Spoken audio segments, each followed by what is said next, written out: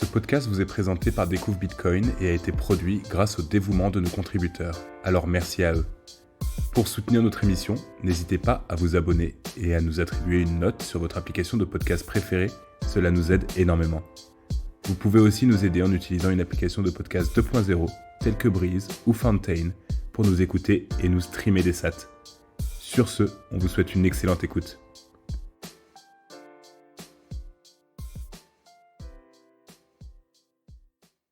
Bonjour tout le monde et bienvenue pour ce 70e épisode de l'entonnoir du Bitcoin. Et comme toujours, je suis avec Guillaume, Fanny, John et Lounès et on va vous parler un petit peu des news de Bitcoin ces derniers temps.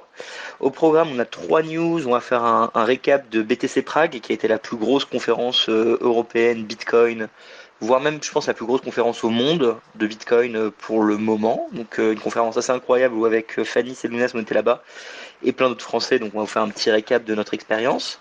Dans les autres sujets, on a un super rapport de River Finance, donc une boîte spécialisée dans de l'infra Bitcoin et de la finance, qui nous parle de rémittance et un petit peu où est-ce que va le marché, quelques chiffres importants sur où Bitcoin se positionne par rapport au monde plus traditionnel, quelle est sa marge de manœuvre, où est-ce qu'on en est un peu sur l'adoption d'un point de vue paiement mondial.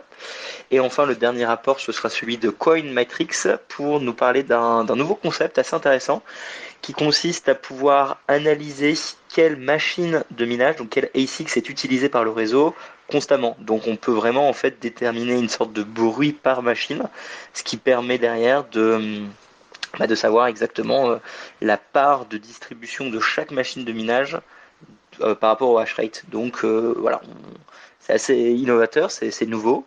Donc ça permet plein de petites choses sympas. Donc on essaiera de vous expliquer ça en détail. Euh, Ça c'est pour le récap. Est-ce que vous avez un ordre de préférence, vous trois, ou pas? Euh, Go commencer par Prague, non? Ok, ok, très bien. La seule où j'ai pas pris de notes, vu qu'on y était. Donc la semaine dernière, il y a eu BTC Prague. Comme je dis, c'est, je pense, hein, et d'après les organisateurs, la plus grande conférence Bitcoin jamais organisée. Il y a eu 10 000 billets vendus, ce qui est assez conséquent. Donc 8 000 personnes qui sont allées sur place. C'était sur quasiment 4 jours si on considère les événements à côté, style les DFD. Ensuite, journée industrielle, jour 1, jour 2. C'était donc dans la capitale, hein, à Prague, un énorme centre culturel, donc là où il y a toutes les expos plus traditionnelles. Immense salle qui pouvait accueillir jusqu'à 1700 personnes et qui a été 100% pleine lorsque Saylor a parlé, et une salle d'expo avec plus de 60 stands, je les ai comptés, la grande majorité Bitcoin only. Donc la conférence a été un énorme succès, hein, il n'y a rien à dire. Tout le monde a été bluffé par l'organisation, les participants, les intervenants, le fait que ce soit vraiment que Bitcoin orienté. Euh, Prague, c'était top. On a bien fait la fête. Alors moi personnellement, j'ai assisté à aucun talk avec l'équipe. On avait un stand et je devais faire d'autres trucs. Mais concrètement, on a atteint un nouveau record ouais, sur les conférences Bitcoin. Euh, le nombre de sponsors, de personnes qui ont participé, c'est à peu près incroyable. Il y a genre 80 boîtes Bitcoin qui ont participé à faire de cet événement le premier rassemblement européen de tous les Bitcoiners. En France, pour la francophonie, on avait une Ouais, délégation. Roger, je te coupe, Ouais, mais tu peux replacer ton micro ou t'es avec ton casque là, non? ouais, je suis avec mon. Bah, Ouais, tu peux replacer le micro parce que ça grésille à fond. ok, je vais juste couper le casque alors, bougez pas. Ok, merci. Est-ce que maintenant on m'entend?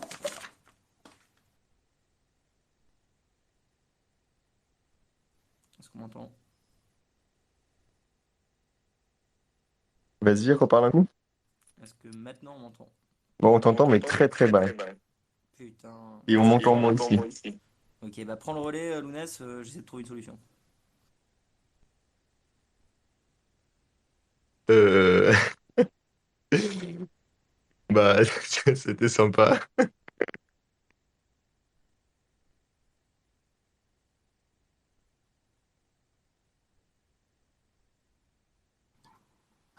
Du coup, toi aussi, t'as pas pu participer au talk?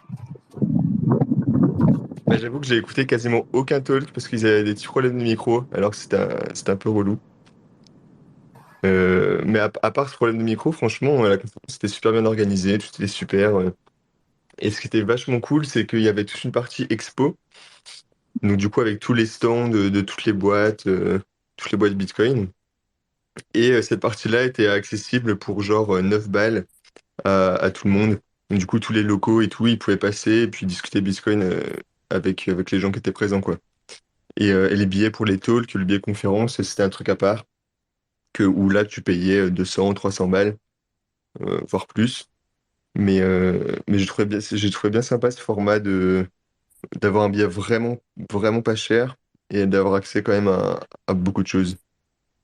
Et en soi, quand on y pense, ceux qui connaissent rien à Bitcoin, ils s'en foutent un peu d'aller écouter des talks en anglais dessus, quoi. Ça, c'est bon. Mais par contre, passer et discuter avec les gens, ça peut être intéressant. Donc, franchement, j'ai bien aimé ce format-là. Ouais, comme Roxy, enfin, on n'a pas été beaucoup à aller écouter des talks. Déjà parce qu'on n'avait pas forcément le temps, puis on préférait discuter avec les gens. Et aussi parce que, je sais pas, leur micro était mal réglé ou c'était les échos dans leur salle ou je sais pas quoi, mais on entendait vraiment mal les gens qui parlaient. Alors du coup, quand on n'est pas natif, fallait un peu déchiffrer. Donc on a un peu galéré. Mais sinon voilà. Et très très belle ville, Prague. Il y avait quoi comme stand qui était vraiment cool, qui t'a vraiment plu? Franchement, mon préféré, c'est celui de Wasabi.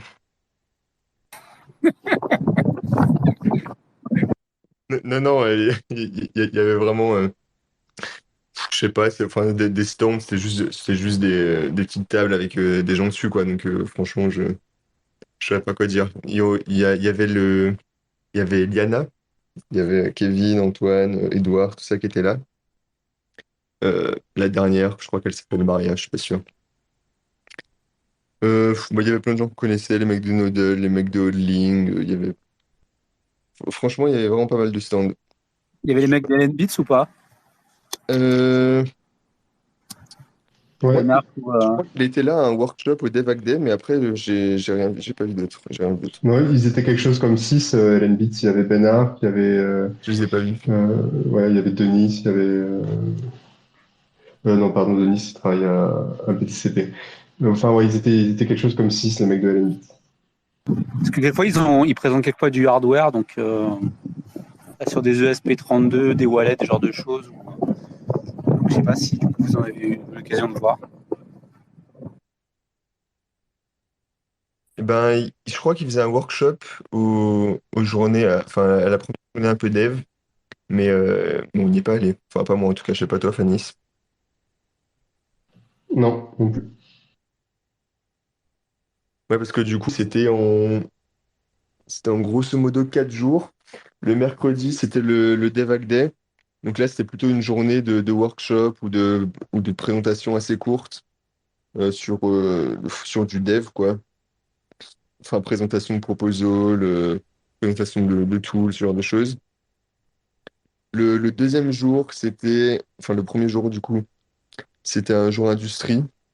Donc il y avait moins de monde vu que le billet coûtait plus cher. Et puis je pense que la différence c'était au niveau des talks, mais quand je l'ai pas écouté, je sais pas.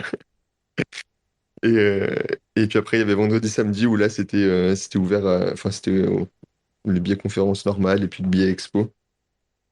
Le billet expo, c'est celui à 9 balles. Et puis voilà, quoi, c'était sympa. On y allait une semaine. On en a profité pour visiter un petit peu. On était beaucoup de Français, hein. On était genre, enfin, rien que dans le Telegram, on était 30, 35. Donc, du coup, on a fait pas mal de trucs ensemble. Puis voilà, quoi. Enfin, l'essentiel du temps sur la conférence se résumait à être au stand Découvre Bitcoin et puis présenter l'académie aux gens. Et puis discuter avec eux. Ça. Ok. Il y avait la team RGB ou pas là-bas? Non, non, non, ils étaient pas là. C'était Je sais pas pourquoi, enfin, sûrement qu'ils n'ont pas été invités. Je sais pas trop. Et après aussi, peut-être niveau finance. RGB, ça va pas trop bien niveau finance. ouais. D'ailleurs, je sais pas si vous avez vu, mais il y avait rien à voir, mais Bitbox qui prenait en charge, qui prend en charge Miniscript. Ouais, Donc ouais, du j'ai coup, vu, il y a un des mecs qui a fait un tweet hier ou avant-hier, c'est cool. ouais. Mais ça veut dire que on n'est plus cantonné à Ledger pour utiliser Liana, quoi. crypto. Ouais, Comment ça il y a m'intéressait. Jade aussi. Ouais, c'est vrai, ouais, c'est vrai. Mais en fait, Mais c'est très il y a un marrant. peu, ouais, ouais. Ouais, c'est trop drôle parce que en fait, j'avais demandé au mec de Beatbox et ils étaient pas au courant qu'il y avait un de leurs gars qui développait ça parce qu'il faisait ça sur son temps libre, quoi. Et en fait, c'est pareil pour Jade. Ils ont pas été au courant jusqu'à la conférence. Et en fait, il y avait un mec enfin, non, c'est pas la conférence et il avait tweeté un truc et qui a bien marché. Et donc, en gros, j'ai l'impression que l'adoption de Miniscript chez l'Hardware Wallet se passe par un mec dans une équipe qui décide que ben, voilà, c'est trop cool de le faire et qu'il le fait et il le dit à personne et voilà. C'est pas le même mec qui avait fait le mineur là sur le wallet de Jade. Ah, c'est possible, ouais. Mais du coup, je sais pas, il en était où là côté Coldcard parce qu'il me semblait un peu, il me semblait un petit peu en retard. Et donc, ce que j'ai un peu l'impression, enfin, on dévie un peu la conversation, mais euh, c'est que il y a quand même des contributeurs en dehors, enfin, qui travaillent sur la partie JAD et puis sur la partie Beatbox, mais sur Coldcard, ça semble être un petit peu moins, je sais pas. Je sais pas. C'est une mauvaise, enfin, c'est une fausse impression. Bah non, je crois qu'il travaille dessus, mais ça prend juste du temps, quoi. Euh, mais non, non, enfin, je sais pas aussi exactement où c'en est sur les priorités, mais je pense qu'ils ont quelqu'un qui travaille dessus à enfin, voilà, quelqu'un de la team, quoi, pas un contributeur extérieur qui travaille dessus. Parce que Coldcard, j'étais un peu dégoûté. Je voyais qu'en gros, il travaillait sur la dernière version, mais que la précédente, voilà, j'ai l'impression qu'il n'y avait plus vraiment de développement dessus. J'étais un petit peu dégoûté, quoi. Est-ce que mon micro remarche? Toujours très bas. Genre, c'est vraiment de merde. Ah, là, ça allait un peu mieux. Bon, ok, bon, merci d'avoir comblé. Bref, non, moi, tout ce que j'avais à dire, c'est que c'était assez fou la quantité de communautés qui étaient venues. Genre, il y avait les Italiens, les Anglais, il y avait vraiment tous les pays d'Europe qui étaient rassemblés. On était une cinquantaine de francophones. Il y avait les Suisses, les Belges. Et clairement, du coup, on a pu parler avec plein de personnes, un peu comme des ambassadeurs, mais de chaque partie d'Europe. Donc, il y a vraiment des meet-up maintenant dans tous les pays. Les Espagnols, pareil, ils sont même en train d'organiser leur propre BEF espagnol, pour vous dire un petit peu à quel point, sans se coordonner, toutes les communautés ont un peu la même idée. Après avoir lancé les meet-up en même temps que nous, ils se disent maintenant, on va go, on fait un grand barbecue avec tout le monde pour faire des forums. Donc ça, c'est plutôt cool à voir et on voit qu'il y a quand même des pays qui galèrent en termes d'adoption, genre l'Italie. Ils sont un peu à la ramasse, ils ont une vingtaine de commerçants qui acceptent, c'est une centaine de maximalistes. Donc pour dire que dans le spectre européen, la France est pas si mal finalement quand on se rend compte des autres.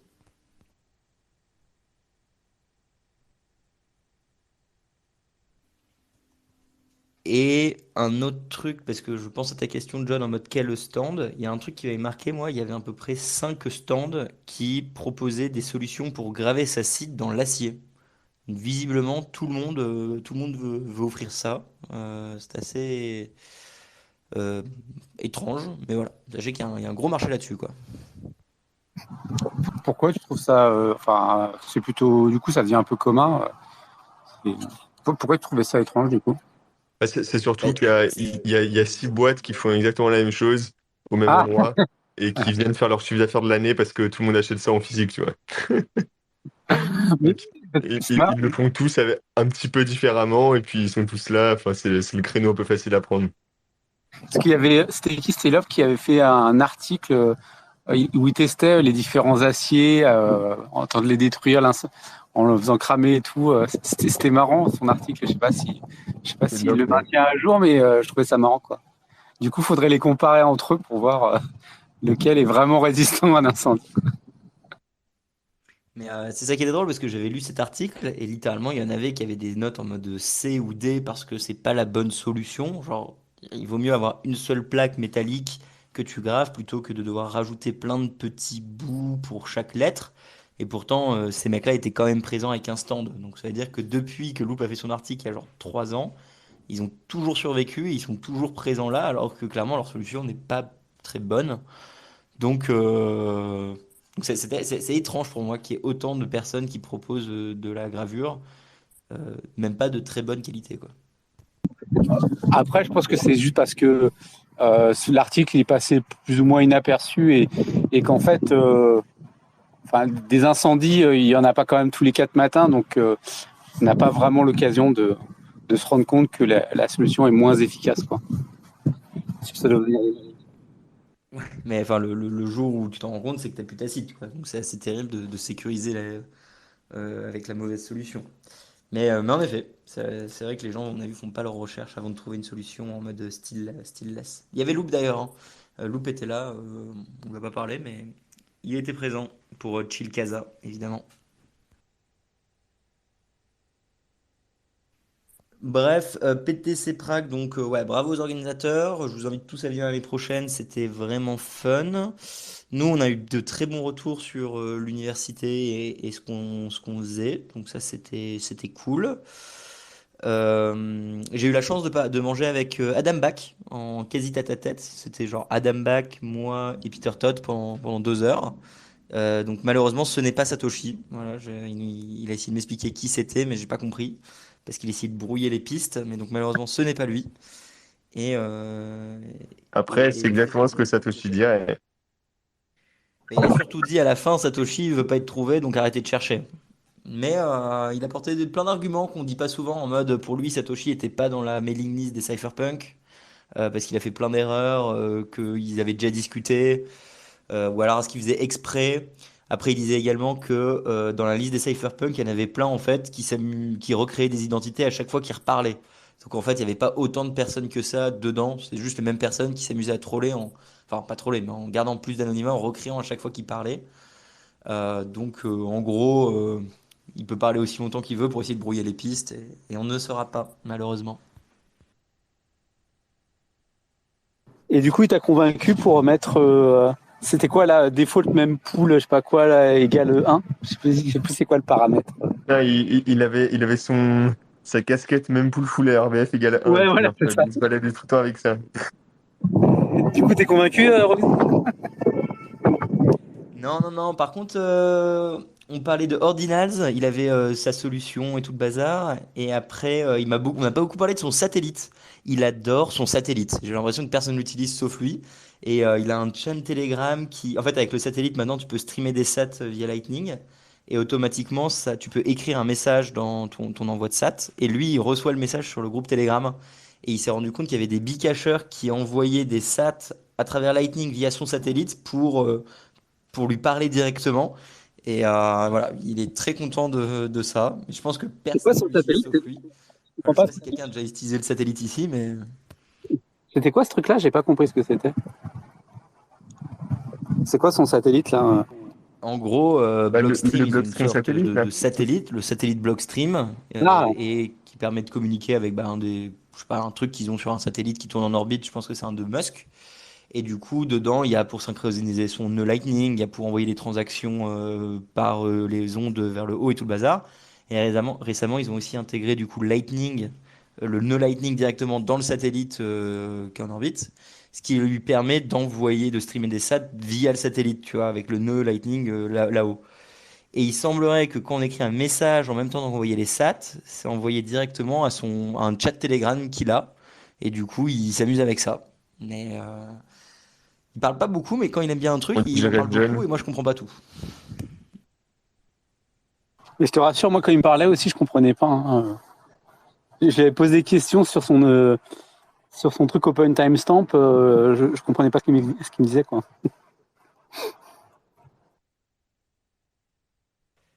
Mais voilà Tu pour parlais d'Adam Prague. Back ou Je sais pas si. de Portable? Tu parlais d'Adam Back du coup.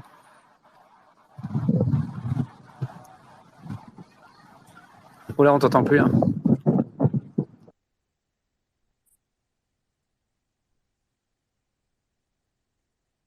Ah, le Roxy. Yes, je vous ai perdu, désolé, désolé. Galère. Est-ce qu'il y a encore des trucs sur Prague ou pas? C'est horrible niveau connexion au micro pour moi. Désolé.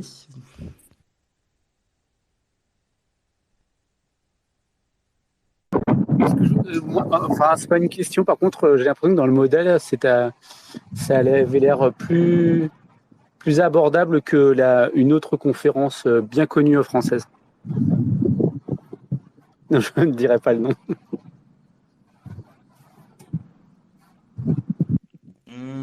Abordable au niveau des talks, je sais pas, mais par contre, c'était très cool que la zone expo soit accessible pour vraiment, vraiment pas cher, quoi. Ouais, non, c'est ça. En fait, je trouvais que pour rencontrer, parce que là, enfin, l'autre conférence, on a tous compris ce que c'était, mais je trouvais que la première marche, en fait, était quand même vachement haute pour rencontrer des gens. Ça faisait quand même une grande muraille, tu vois. Alors que là, ça a l'air quand même plus accessible. Après les talks, oui, il faut effectivement, faut payer les gens, quoi. Bah, déjà, l'un des soucis que le conférence dont tu veux pas citer aura, c'est qu'ils seront toujours limités au nombre de stands qu'ils peuvent avoir. C'est-à-dire, le lieu Ouais, ne c'est peut vrai. pas avoir 60 stands, donc tu pourras pas avoir une quantité astronomique de Bitcoin plebs qui se baladent pour passer de produit en produit et parler et être accessible avec. Enfin voilà, c'est pas le même, c'est pas la même salle, c'est pas le même contexte. On va faire sur la plage. Ouais, non, mais ouais, ça s'entend, ouais.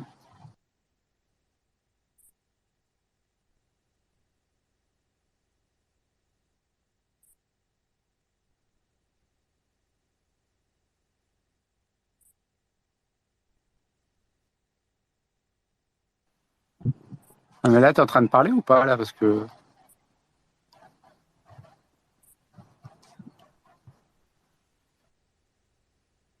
Non, hop, il y avait Fred qui voulait parler, donc je vais donner la parole, hein, désolé. Ouais, salut. Moi, j'ai écouté la moitié. Je t'ai mis le truc de satellite. Ouais, j'ai refait le lien. Et en fait, après, ils l'ont mis. Enfin, au début, il n'était pas sur Lightning et maintenant, il l'a mis sur Lightning. Et donc, oui, des mecs se servent pour se parler. Je vais troller un peu, mais c'est pas LND qu'ils auraient pu mettre en satellite. Hein. En orbite. Et par contre, c'est pas du Musk. C'est leur satellite à eux, non? Pas que. Enfin, ils en avaient envoyé, mais après, je crois qu'ils ont fait un partenariat. Je sais plus si c'est des Indiens ou pas. La tempête qu'il y a là à Paris.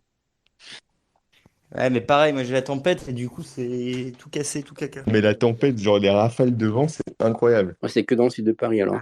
Dans le nord, on n'a Tout rien. s'envole en bas. Et pour l'histoire de la conférence, je suis désolé, mais si Surfing déjà faisait une sélection de qui parle et parle pas, et pareil pour les stands, peut-être qu'il y en aurait plus. Hein. Parce que le retour que j'ai eu sur Prague, c'est quand même il n'y a pas eu trop de trucs qui étaient totalement déconnants, et donc les stands étaient bien là, et en plus c'était super intéressant, quoi. Bah, c'est surtout ça, c'est vrai qu'en termes de Bitcoin only, c'était assez impressionnant. Voilà. Dans les stands, allez, oui, ok, il y avait quelques gros stands un peu exchange, il y en avait deux, trois, on se demandait qu'est-ce qu'ils foutaient là. Mais je veux dire, il devait y avoir 10% de trucs, on savait pas pourquoi, pour 90% de stands Bitcoin only de bonne qualité. Et niveau talk, c'était que du Bitcoin only. Et toutes les personnes qui ont parlé avaient leur place. Donc ça, c'était assez beau à voir, quoi. Ouais, mais après, moi, les retours que j'ai eu, c'est plutôt la partie expo qui a vraiment plu aux gens. Les talks, après, je pense que certains sont blasés. Mais la partie expo, il y en a, ils étaient super contents de découvrir des solutions. Enfin, moi, j'ai eu des DM avec des photos de trucs. Enfin, je savais même pas que ça existait, certains trucs. Ouais, bah en fait, c'est que la partie expo était vachement accessible et il n'y avait pas trop de monde. Donc, tu vois, même les gros headshots, tu vois, ils pouvaient se balader tranquille et ils n'étaient pas assaillés par tout le monde. Et aussi, elle était assez proche de l'entrée principale. Donc, finalement, on squattait là-bas. C'était pas juste une salle expo où tu y vas, tu fais le tour et tu retournes jamais. Ouais, c'était Ah, pas il au y fin avait fond de la beaucoup de cave. trafic, quoi. Enfin, en tout cas, tout le monde a été content d'y aller. Hein. Que ce soit les Européens ou les Américains, ils étaient tous contents. Et aussi, un autre truc où ils ont vraiment géré, c'est niveau fête. En termes de fête, ils sont assez forts à Prague quand même, hein. On a eu le droit à plusieurs shows organisés. Euh, de plus en plus, j'ai l'impression que les conférences Bitcoin, ça devient des gros barbecues où tout le monde se retrouve et de moins en moins de talk, tu vois. Et Prague, on fait cette bonne vague en mode moins focus talk, plus focus stand et trucs à côté. Donc bravo à eux.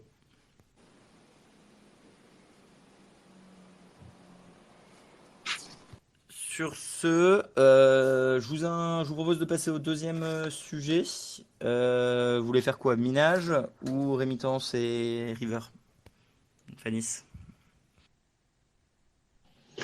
Moi, ça m'est égal. De toute façon, je crois que j'ai pas eu beaucoup de temps de les lire, donc je pense que vous êtes plus calé que moi.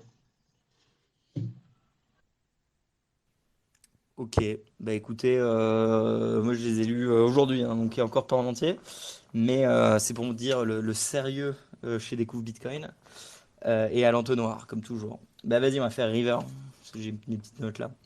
Concrètement, donc River Finance, c'est une boîte spécialisée dans Bitcoin, que ça soit via le Lightning en API, que ça soit en finance, que ce soit en custodial. C'est une boîte qui offre plein de solutions un peu professionnels, on va dire, sur Bitcoin. Ils ont un rapport qui s'intitule Bitcoin et la rémittance. En gros, Bitcoin face au marché de 156 trilliards d'envois mondiaux. Et c'est 72 pages, c'est 1h40 de lecture. Donc, on va essayer de synthétiser un petit peu les key points, même si bon, il est bien le rapport. Après, je me demande à quel point il faut le détour, surtout comparé à l'autre qu'on parlera en sujet 3. Concrètement, dans les 156 milliards, trilliards d'argent qui est envoyé dans le monde, 96,7% c'est du B2B. Donc en gros la quasi grande majorité. Dans l'argent envoyé, on se rend compte que en règle générale, les frais c'est 6,24% en rémittance et ça prend plusieurs jours. Dans les autres stats un peu cool, on se rend compte déjà que c'est River maintenant qui s'occupe de Chivo. Ouais, c'est parce que ça c'est important. La dernière fois, on parlait que pour le Salvador, la rémittance Bitcoin c'était seulement 1,6%, alors qu'on disait toujours que oui, ça va sauver la rémittance pour le Salvador, c'est le plus important. Et on était tous un peu choqués de ce chiffre. En fait, ce chiffre, du coup, 1,6, il sort de River Finance parce que maintenant c'est eux qui gèrent Chivo. J'avais loupé l'info, ou je ne sais pas si quelqu'un le savait, mais c'est eux qui gèrent le nœud Lightning, ou du moins le système Chivo du Salvador. Et donc, eux, par contre, ils sont très contents de leur 1,6 en disant que c'est une très belle première étape, considérant que personne utilise Bitcoin. Ensuite, de quoi il nous parle? Il y a concrètement 2 300 000 bitcoins sur des exchanges, principalement Coinbase et Binance. Il considère qu'il y a à peu près 32 millions d'utilisateurs de plateformes d'échange. Il y a 800 000 adresses utilisées quotidiennement. Il y aurait 32 millions de personnes qui utilisent Bitcoin, on va dire, de façon générale. Alors évidemment, vous savez que ces stats, bah, on les sort un peu toujours du chapeau parce que bah, le nombre d'adresses ça veut rien dire. Et le nombre d'users, c'est par rapport à une utilisation d'adresse un peu unique. Donc pareil, ça ne veut pas dire grand-chose, mais ça donne des ordres de grandeur. Souvent, on va vous dire que c'est entre 10 millions et 100 millions d'utilisateurs. Bon, eux, ils sont à 32 millions. Au moins, ça donne un chiffre. Ils considèrent que 70% des échanges sont détenus par des bitcoins sont détenus par des exchanges. Donc 70% des gens hodl sur des exchanges, ce qui est assez terrible comme stat. Et pire que ça, ou peut-être pas pire que ça, mais après, dans ceux qui sortiraient des exchanges, 80% seraient sur des mobile wallets ou des desktop wallets. Donc en gros, la part des cold wallets, ce serait 20% des 30% qui restent. Donc on est quand même sur pas grand-chose. Ça me C'est permet de faire un petit parallèle avec qu'est-ce qu'il y avait à Prague. J'ai ah, parlé avec. Ouais, vas-y, John. et quoi, comment ils font là? C'est au pifomètre là, histoire de détecter que c'est des call wallets ou des mobile wallets. Enfin, Alors là, je sais pas. font J'avoue des que je sais prières. pas. À mes yeux, alors il y a sûrement des sources, donc il faudrait check sur le truc, mais ça paraît au pifomètre. Après, comment ils savent que c'est des mobiles? J'imagine que ça doit être des surveys que les gens font. J'imagine que ça doit être par là qu'ils aient l'info. Je pense que c'est des datas extrapolées d'autres choses. Probable. En tout cas, un autre truc important là par rapport à Prague et Ledger, ils ont tous tout vendu. C'est-à-dire que Bitbox, ils ont vendu 100% de leur stock. Jade, pareil. Donc en gros, tous les créateurs de wallets, ils ont fait carton plein. Ils doivent tous recommander des pièces et relancer des productions. Et ils se sont tous fait dévaliser au stand présentiel à Prague. Et ils ont tous fait leur meilleur mois, meilleure année. Limite, c'est même si les 2 semaines qui ont suivi le drama Ledger, c'était leur meilleur depuis tout combiné. Donc, bah, encore une fois, merci Ledger pour le coup de marketing. Tac, Et tac, c'est pas une légende qu'il y avait vraiment personne sur leur stand. Ah oui, le stand de Ledger était vide et ils ont même fermé à 16 heures. Alors qu'il y avait encore. Enfin, c'était en pleine journée, quoi, 16 heures. Mais on sentait qu'ils étaient là que pour dire d'être là, quoi. Et. Vas-y, John. Non, non, c'est juste, j'allais faire un mot. Sinon, c'est du fou, de tout ça. Encore une fois, c'est encore les maxi. Voilà. Vous avez pas honte? Ouais. Mais en plus, enfin, Ledger, littéralement, je pense que ce qui les sauve, c'est Salvatore, hein. Parce que c'est Salvatore qui a fait tout ce qui était mini-script. Et c'est lui qui a interviewé chez Lunatic Coin. C'est lui qui parle. Il carry assez durement Ledger. Donc bravo à Salvatore. Et évidemment, il s'est pris plein de trucs dans la gueule. Mais bon, il y peut rien, lui. Si tu veux des trucs sur Ledger, j'ai des trucs marrants. Vas-y, si t'as des trucs croustillants, balance, hein. Alors, le VP qui est à l'origine de Recover, il s'est fait virer. Je dirais pas lequel, mais vous avez qu'à chercher. Et c'est bien des mecs de Web 2 qui ont eu l'idée. Les techs avaient fait proposer de faire un Shamir et tout derrière, tranquille. Et c'est bien des mecs, alors des techs, hein, Web 2, qui ont proposé la solution et de monter la solution Recover jusqu'au bout. On a eu un débat avec Ledger en physique, en vrai, et ça a un peu fighté et ça a lâché ça à la fin, quoi. Mais c'était pas un débat sur les Ledger en wallet, c'était un débat sur les HSM avec Volt. Parce qu'on leur disait, si vous faites recover comme ça, vous allez à l'encontre du système. Et par exemple, comme ils veulent mettre le Volt avec les stacks et plus arrêter les Ledger Blue, il y avait un risque.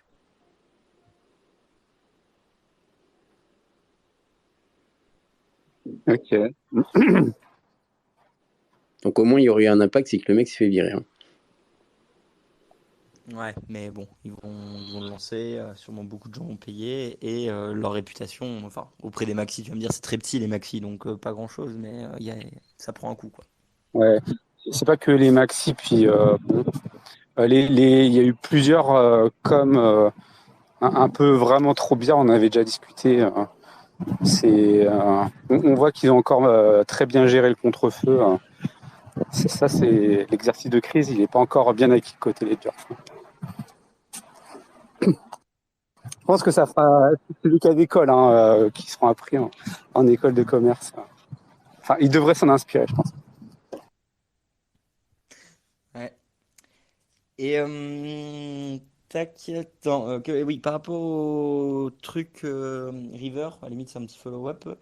La dernière stat un peu cool que j'avais, c'est qu'ils considèrent qu'il y a 32 000 magasins physiques qui acceptent Bitcoin dans le monde. Alors ils utilisent CoinMap et pas BTC Map, donc je doute assez fortement de la data, je pense que c'est bien moins.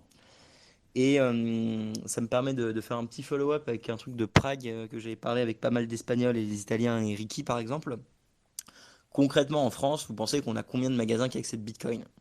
Genre, il n'y en a pas plus que 100. Enfin, c'est triste à dire, mais je pense qu'il n'y a pas plus que 100 magasins qui acceptent Bitcoin en France. Enfin, moins que vous j'ai peut-être tort, mais vous. Moi, Vous j'aurais même vérifiez. dit moins de 100, tu vois. Quoi? Moins de 100 même, j'aurais dit. Ouais, voilà, moins de 100. On considère qu'il y a quoi? Il y a à peu près peut-être 200, 250 maxi. Si on considère qu'au BEF, il y en avait déjà 150, c'était une grande majorité. Des passionnés de Bitcoin qui sont vraiment dans l'industrie, je dirais qu'il y en a 4000. Un petit truc comme ça. Et encore, j'étends Bitcoin à d'autres altcoins. Donc, ça va vraiment pas beaucoup. Et ça, c'est juste, soyons un peu pragmatiques par rapport à notre echo chamber. Et après, j'en parle avec Ricky, du coup, qui est un peu le podcasteur italien de référence. Lui, il me dit que concrètement, il y a 100 maximalistes en Italie et il n'y aurait pas plus que 25 magasins qui acceptent Bitcoin en Italie. Et l'industrie il dit qu'il y a 2500 personnes. Donc c'est pour dire à quel point, si tu prends l'Italie et la France, il y a quand même des millions et des millions de personnes, à quel point où on est tôt ou à quel point c'est petit. Donc voilà, ça permet des fois de regarder un peu avec du recul. Et derrière, on était avec un Allemand, et lui, il disait, mais putain, vous êtes complètement nul. Il n'en revenait pas. En mode, il dit, je sors mon téléphone, j'ai 80 maximalistes là dans ma ville qui sont prêts à venir et faire des événements Bitcoin. Donc, où les Allemands mentent, où ils sont très en avance, mais ça donne des petites idées de la taille de notre industrie. Et c'est pas aussi gros qu'on en pense. Je sais pas si Fred, tu vois la même chose comme chiffre ou si tu as d'autres estimations. Allemand, ils bluffent pas, mais dans les grandes villes. Tu vas, genre Berlin, pas de doute. Munich aussi, j'aurais dire, mais tu vas. Enfin, je m'étais amusé par exemple une fois pour la Banque de France quand j'étais à Francfort, j'allais chercher, j'avais pas trouvé un seul bitcoiner à Francfort, hein, par exemple, quoi. Euh, Non, mais par contre, ça me fait penser au truc que je t'avais envoyé là, tu sais, sur le mec du Crédit Agricole qui a fait le tour des 11 distributeurs de bitcoin à Paris. Ouais, mais d'ailleurs, Que du t'as coup, que t'as il pas faut que t'en travaillé. parles parce que c'est vrai donc on a des distributeurs de Bitcoin à Paris. Ouais. Et c'est bien, c'est le Crédit Agricole qui ont fait la pub. Mais ils vont être démantelés parce que évidemment ils sont pas régulés. Et la personne qui a fait le blog LinkedIn dénonce en disant regardez, ils ne sont pas régulés PSAN, ils sont pas enregistrés, il faut faire quelque chose. Mais il Et était lui, connu il celui était de à Beaugrenelle. suivre J'en quelle avais boîte parlé ils avaient avec mis. Lounès. Euh, je crois que c'était quand il y avait 200. Enfin, il est connu, c'est dans un kebab et tout. Enfin, c'est un des rares où les gens en vont. Et ça fait moi je dirais pas des mois, mais au moins plusieurs semaines qu'il est là et qu'il est connu et personne n'a rien fait. Les flics font pas les efforts. Je pense qu'ils ont d'autres choses à foutre. Bah, de toute façon, si tu cherches un ATM dans le monde, tu vas dans les trucs de CBD. Il y en a à peu près partout, que tu sois en Belgique ou Suisse. Généralement, c'est là-bas où ils sont. Et au pire, tu as BTC Map et CoinRadar ATM pour les trouver. À Paris, oui, faut un peu connaître, mais il y en a et ils sont même accessibles, quoi.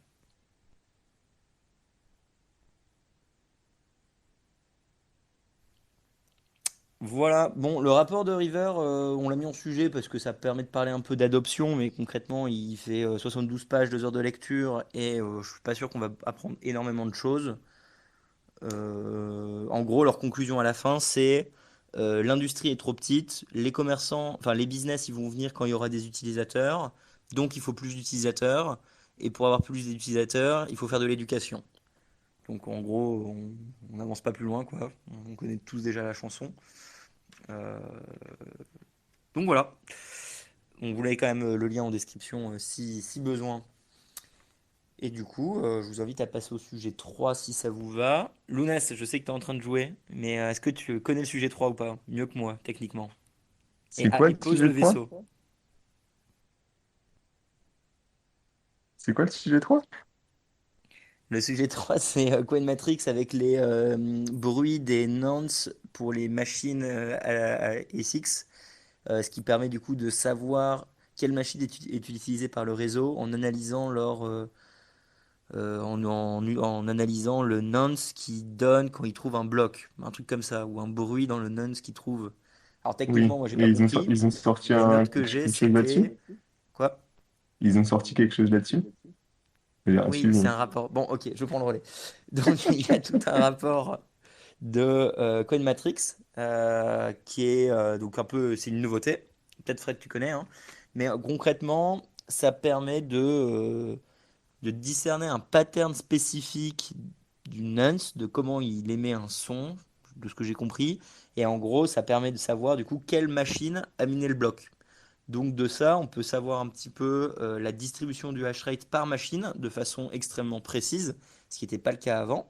Donc évidemment, il n'y a plus rien Si, en si, S9, la majorité c'est en c'est de la même S19. manière qu'on sait, qu'on arrive à distinguer les mineurs de Satoshi. Avec les Satoshi Patterns, c'est la même chose.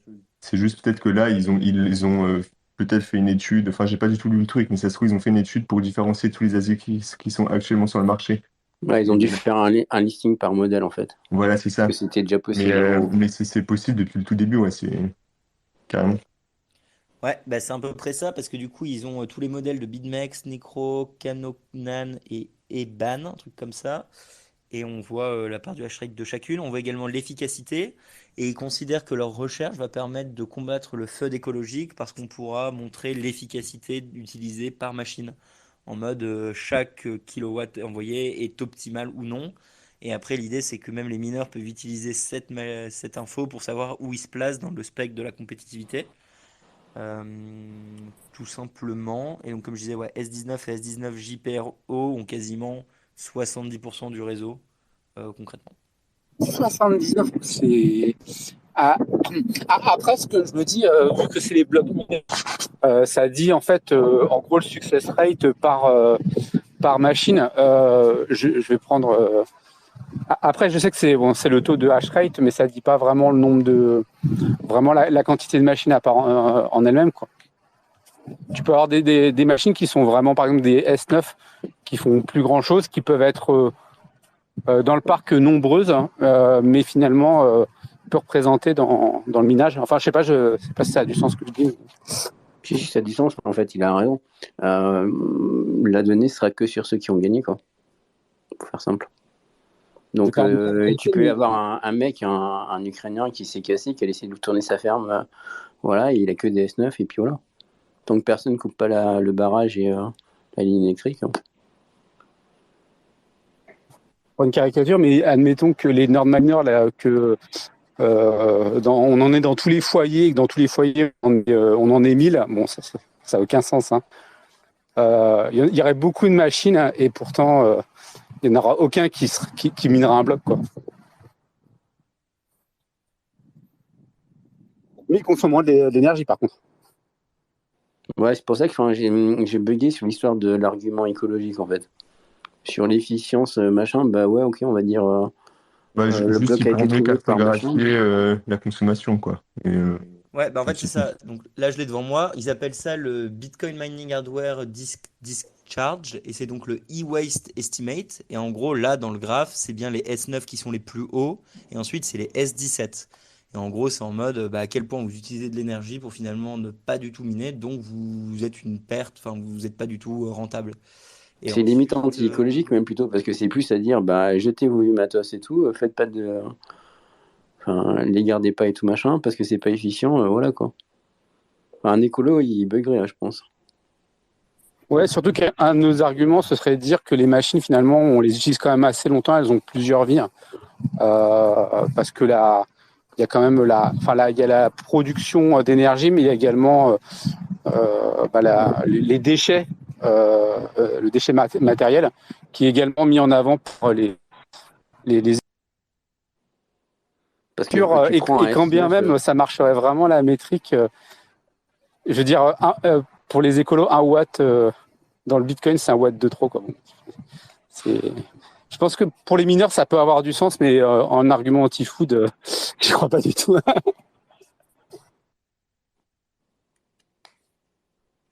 L'autre argument là que je vois, parce que du coup je me rebalade un petit peu plus sur le doc pour essayer de me comprendre, c'est vu que maintenant ils ont exactement les machines et la rate, ils peuvent avoir une meilleure estimation de la quantité d'énergie qui est injectée, donc Power Draw ils appellent ça, et ça suit pas mal les courbes de Cambridge et de Digiconomics là, sauf qu'à un moment Digiconomics en 2002, 2022-2021 ils partent en couille, ils vont beaucoup trop haut comparé aux estimations des deux autres. Et aujourd'hui, ce serait d'ailleurs Coinmatrix qui a l'estimation de la plus haute quantité d'énergie utilisée. Donc en gros, c'est une autre data point pour contrer, enfin pour savoir exactement quelle est la quantité d'énergie utilisée maintenant qu'ils mettent hashrate plus machine plus tout le reste. J'imagine que c'est comme ça qu'ils le voient d'un point de vue aide pour l'écologie, c'est juste qu'on ait plus de data pour s'assurer que ce soit la vérité qui soit sortie dans les médias.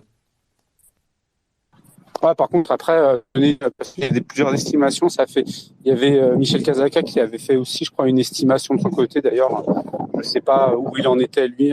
J'avais pas trop suivi ses travaux, mais ce serait intéressant de voir lui où il mettait son point, quoi. Et puis, il n'y a pas que ça. Hein. C'est bien beau de regarder que le mineur, mais quand tu gères une ferme, tu as aussi un coût énergétique qui part la plus grande partie, mais qui est sur l'infra au total. Que ce soit pour climatiser la salle et tu perds aussi de l'énergie sur les transports, quoi. Et c'est pas négligeable quand tu as un gros volume de machines. Donc c'est bien beau de dire que je regarde qu'une brique de Lego, mais tu regardes pas l'ensemble, encore une fois. Et c'est pas pareil l'efficience là-dessus sur une salle, même si c'est une ferme, c'est pas une vraie salle de DC, hein. Enfin de data center, en Iran versus un truc bien fait et tout en Norvège, quoi.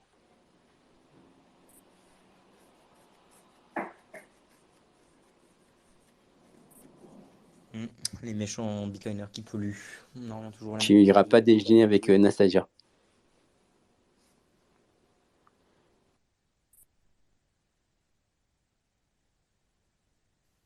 Ok, bon. Alors, vous avez dû remarquer récemment quand même qu'on a de moins en moins de sujets un petit peu Bitcoin. Franchement, en bear market, il n'y a vraiment rien qui se passe, hein. Si à un moment on doit se dire que là on est en bear, je sais pas ce qu'il vous faut de plus. À la limite, on peut vous rajouter que FTX il va sortir libre et qu'ils sont en train de retirer toutes les clauses contre lui. Donc évidemment, il n'ira pas en prison parce qu'il est trop dans le système. C'est mon point de vue en mode pam, j'attaque. Mais je sais pas si Fred, de ton côté, tu as vu d'autres news Bitcoin qui peuvent être intéressants. Nous, de notre côté, nos radars, ils sont, il n'y a rien du tout quoi, dans Bitcoin. Enfin, il n'y a pas grand-chose, on va dire. Non, franchement, Bitcoin, il n'y a rien qui se passe, hein. Même en dev, ça s'est recalmé, hein.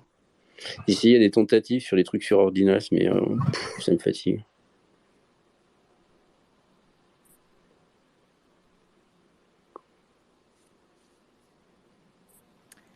Bon, il y a John qui essaie de parler ou pas là? Non, non, je sais pas si je l'entends pas. Je suis pas sûr de bien tout entendre, c'est pour ça. Non, mais bref. Du coup, on en revient à notre conclusion que bah, on fait plus l'entonnoir une semaine sur deux. Enfin, on fait plus l'entonnoir chaque semaine parce que bah, des fois, on n'a pas grand-chose à dire. Et que bah, on est en bear market, hein. On est sûr que tout le monde bosse dans l'ombre et que le jour où ce sera le bull, tout le monde va d'un coup sortir tous les 4 matins des news. Mais en attendant, c'est calme Non, à plat. non, en vrai, de vrai, il y a des news, mais je pense qu'on est tous un peu accaparés parce que on en a vu des choses. Là, il y avait eu la vulnérabilité sur la dernière version de LND, là, du Memory Leaks. Il y avait aussi, je crois, un bug aussi de Memory Leaks sur une des récentes versions de Bitcoin. Je pense qu'il y a des choses à dire, mais effectivement, ça va un peu. Enfin, vous, en tout cas, de votre côté, je sais que vous étiez à fond sur l'université, donc c'est compliqué aussi pour vous de suivre, quoi. Je suis pas sûr Ouais, que ce soit vraiment le calme plat, quoi. ouais, bah, ouais, c'est ça le truc, hein.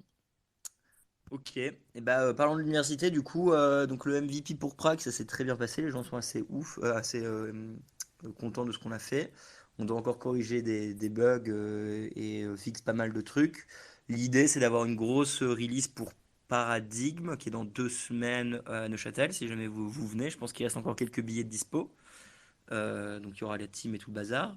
Et donc là, on va pouvoir dévoiler la plateforme un peu en mode partagé sur les réseaux et créer vos comptes et amusez-vous. Parce que là, il y a des gens qui partagent, mais on a les pages qui sont à moitié buggées. Donc c'est gentil de partager. Mais disons qu'on est encore en mode sous-marin, on va dire.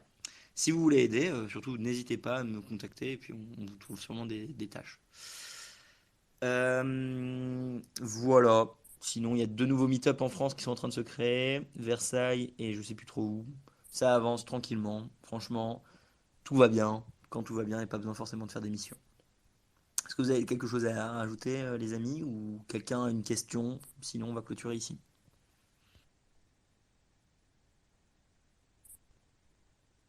Non, juste que si on fait pas l'entonnoir, des fois, c'est pas forcément qu'il n'y a rien à dire, c'est aussi qu'on n'a pas forcément le temps, quoi.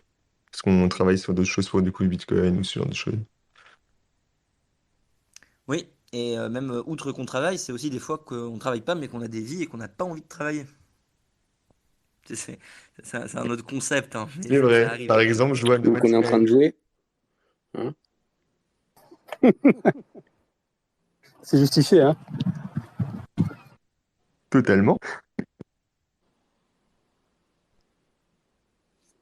Non, c'est vraiment, ouais, c'est vraiment ça. Je pense que il y a des choses, mais vraiment, s'attarder sur tous les sujets, c'est quand même assez compliqué. Et il y a aussi une question bah, de motivation. C'est vraiment assez compliqué. On fait ça sur notre temps libre, donc ouais, voilà, quoi. Ouais. Et puis en soi, si jamais vous voulez vraiment avoir toutes les news, vous venez sur le Discord Découvre Bitcoin. Et en général, vous pouvez poser vos questions, vous suivez les bons comptes sur Twitter. Et si vous avez des questions, on va vous aider, hein. En passant, il y a Fanny Tout qui, simplement. de manière anecdote, maintient ses blogs là, sur Ellen Market. Et donc, il y a très souvent des sujets qui, qui sont qui mériteraient vraiment d'en parler au space, mais voilà, c'est toujours pareil, il faut pouvoir les évoquer, c'est pas forcément évident. Oui, c'est vrai que la newsletter de Fanny, c'est une très bonne ressource pour ceux qui veulent aller plus loin. Mais voilà, donc et bah sur ce les amis, on va clôturer comme ça comme ça on peut laisser Lounès voler tranquillement sur son vaisseau sans qu'on le perturbe à dire son nom de temps en temps.